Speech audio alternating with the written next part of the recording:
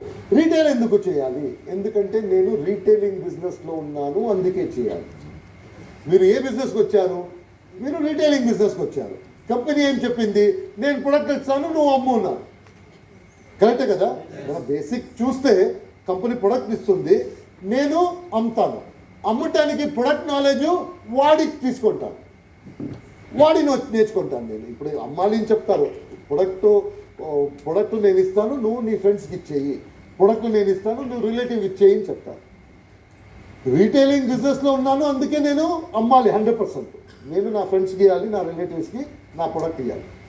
నేను retailing business ఉన్నాను, అందుకే మనం రీటైలింగ్ చేయాలి.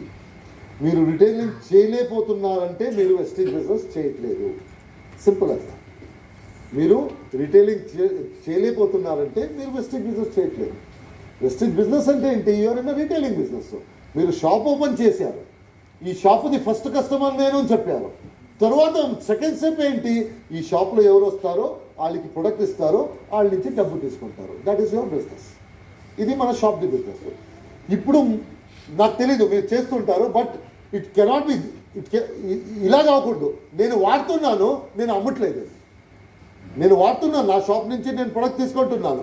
ఎవరైనా వస్తే నేను అమ్మట్లేదు, ఈ షాప్లో నేను ప్రొడక్ట్ అమ్మట్లేదు, నేను వాడటానికి తీసుకుంటే ఏమైనా ప్రయోజనం ఉందా? బిజినెస్, నేను రీటైల్ బిజినెస్లో ఉన్నానంటే నేను ప్రొడక్ట్ అమ్మాలి. అమ్మలేకపోతే ఏమైనా ప్రయోజనం ఉందా? ప్రొడక్ట్ ఎందుకు అమ్మాలంటే కొత్త వాళ్ళు జాయిన్ చేసుకోవాలంటే ప్రొడక్ట్ అమ్మాలి. కొత్త వాళ్ళు మన బిజినెస్ని జాయిన్ చేసుకోవాలంటే ప్రొడక్ట్ అమ్మాలి. ఎలాగవుతుంది అది? ఇప్పుడు ఒక సింపుల్ క్వశ్చన్, మీ మధ్యలో ఎంతమంది ఈ ప్రొడక్ట్ని ఫస్ట్ యూజ్ చేసేసి ప్రొడక్ట్ బాగుంది అని చెప్పేసి బిజినెస్ జాయిన్ చేసుకున్నారు?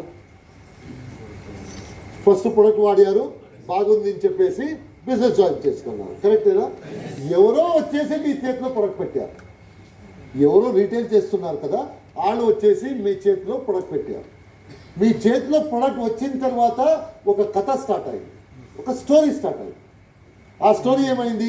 ఈ ప్రొడక్ట్ ఎక్కడి నుంచి వచ్చింది, ఈ ప్రొడక్ట్కి రిజల్ట్ ఏముంది, ఈ ప్రొడక్ట్లో ఎక్కడ దొరుకుతుంది, ఈ ప్రొడక్ట్కి అడ్వర్టైజ్మెంట్ ఎందుకు లేదు, ఈ ప్రొడక్ట్ ఎప్పుడు నేను చూడలేదు, ఈ ప్రొడక్ట్ది మ్యానుఫ్యాక్చరర్స్ ఎవరు, ఈ ప్రొడక్ట్ మన ఊర్లో దొరుకుతుందా, ఈ ప్రొడక్ట్ని నేను అమ్మొచ్చా, నేను ప్రొడక్ట్ని నువ్వు అమ్ముతున్నావు కదా, నువ్వు నాకు అమ్మావు కదా, నువ్వుకేం దొరుకుతుంది, ఇది ఏంటి బిజినెస్?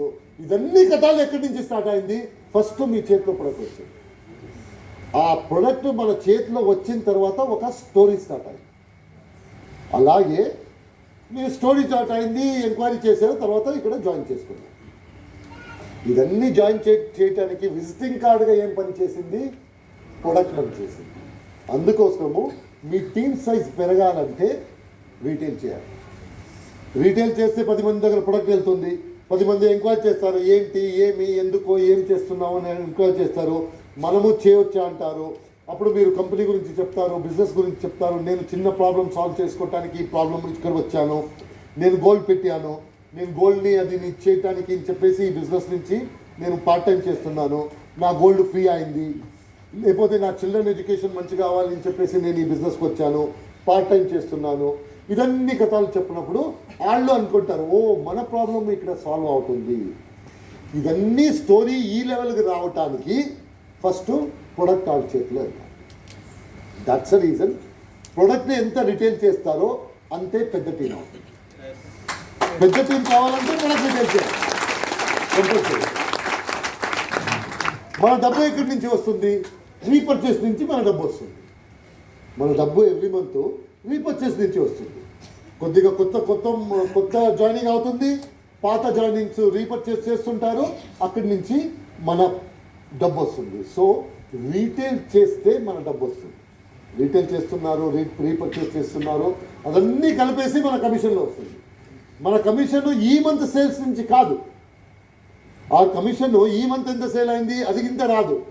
లాస్ట్ మంత్ ఎంత, కొన్ని మంది రీపర్చేస్ చేస్తుంటారు, ఇంత వర్షం వరకు రీపర్చేస్ చేస్తుంటారు, అదన్నీ డబ్బు కలిపేసి పర్ మంత్ మనకు చెక్ వస్తుంది.